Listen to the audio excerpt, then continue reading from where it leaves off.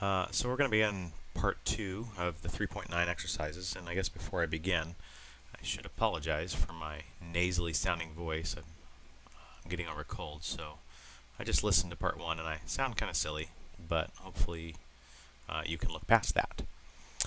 Before we move on, I wanted to look at 21 again and then maybe number 24. So here's the work from before. I wanted to maybe attack this a different way. So if you remember, we have rules about simplifying logarithms. And so what I'm going to do is I'm going to apply rule 3, which says I can rewrite a logarithm that's of a power and bring that power down in front. And now, if I apply the derivative to this, I see that I pretty easily I have a constant multiple rule. So that gives me the derivative of natural log of x, 1 over x, times 2. So I simply get 2 times 1 over x, or the same answer we got before, 2 over x. So I just kind of wanted to show you that there were 2 ways of doing that problem. And then, on number 24, we could rewrite that problem using rule 2, subtraction, which would give us the natural log of 10 minus the natural log of x. And so now when we go to take the derivative, I know that some of you are going to look at natural log of 10 and think that that's a function of some kind. But in reality, it's just a constant. And so the derivative constant is 0 minus the derivative of natural log of x is 1 over x, leaving us once again with the same answer we got before, negative 1 over x. Okay. So now let's move on and let's go over the next 2.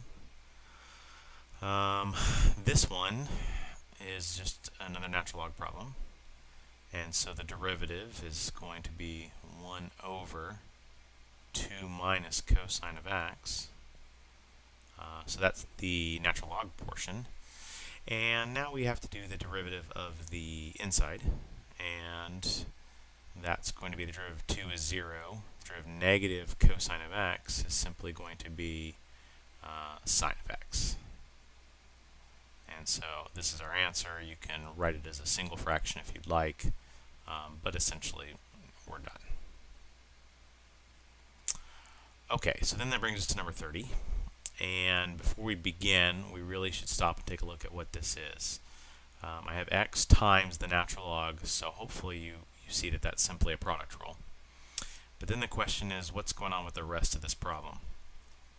And logarithms, it's understood that without parentheses, that the only thing inside of the logarithm function itself would be the first term. So in a sense, this problem really, we could add some parentheses right here, and that's the meaning that it has.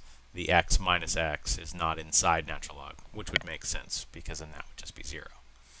So what I end up really having here is simply 2 terms. I have term 1, which is x natural log x, and then term 2 is minus x. So we'll just do it term by term. So what that means is I have a product rule. So the derivative of x is 1 times the second plus the first x times the derivative of natural log, which is 1 over x, which I think is going to simplify out nicely.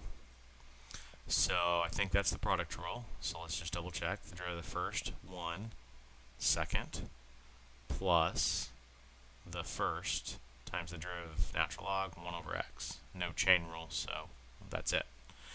Minus the derivative of x, so that should be minus 1. So that leaves us with the natural log of x plus 1. X over x is 1 minus 1.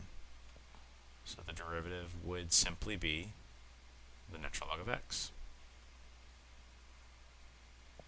And unlike 21 and 24, I don't really see another way of attacking either one of those. So that concludes part 2.